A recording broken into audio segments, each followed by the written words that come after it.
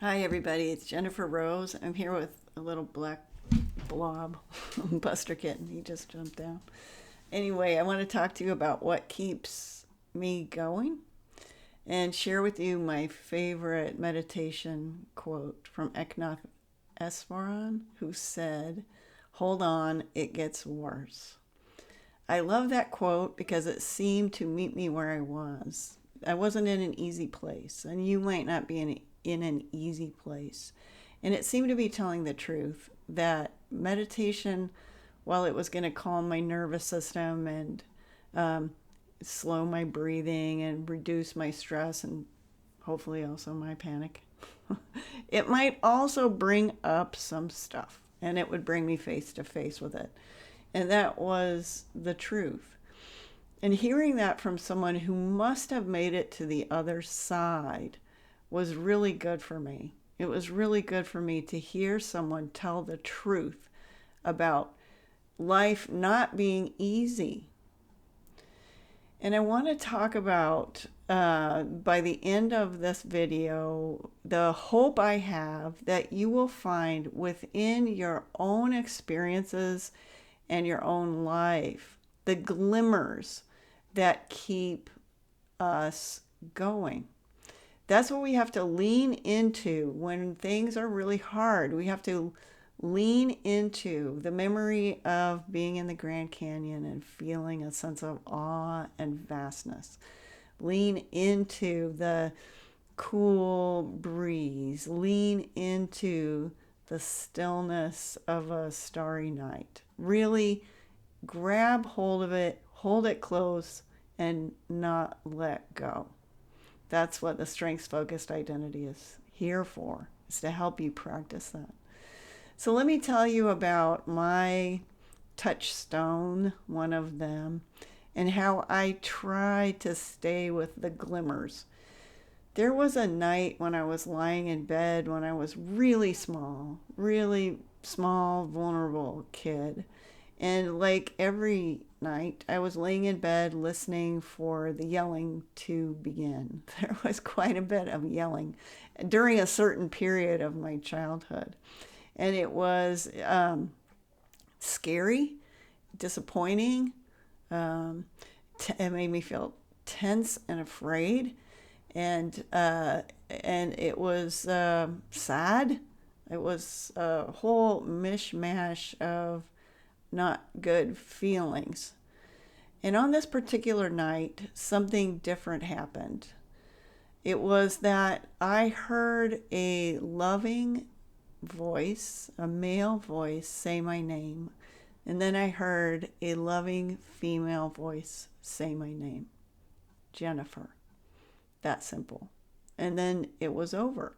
Now, I knew a whole lot from that experience that's very hard to put into words because I knew those voices were neither from outside me nor from inside me exclusively or precisely. They were from somewhere beyond both of those or within both of those or and both of those, and or all of that.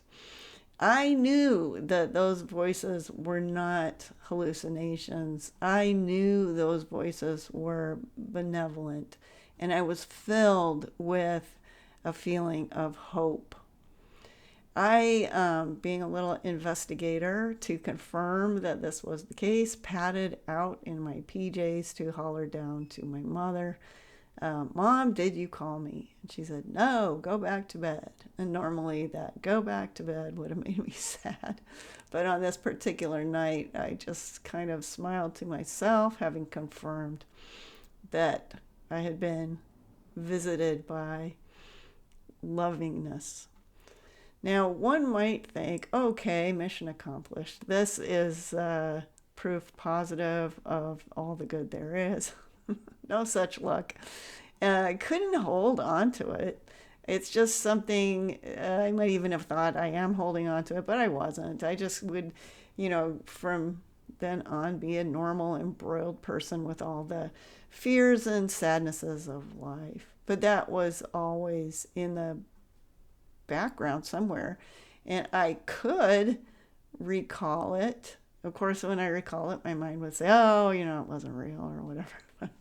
All these things that go on. But I know, on some level, I know. Can't explain it, can't share it, can't make anybody believe it, but it doesn't matter. I know, and I know that I know. So what I want to say is that I think everybody has something that they can go back to. And if they don't, they can find these little moments throughout the day. And as I mentioned already, the strengths focused identity practice is there. It exists to help you zero in on the moments that your nervous system feels at ease, when the mind is calm, when the emotions are positive. These little moments are occurring all the time. And they are the little hopes that can keep us practicing the either strengths focused identity practice or a meditation practice or some other kind of practice, whatever it may be, that exists and was perhaps handed down from generation to generation, specifically and exactly to help us, because life is so hard. Life is so hard.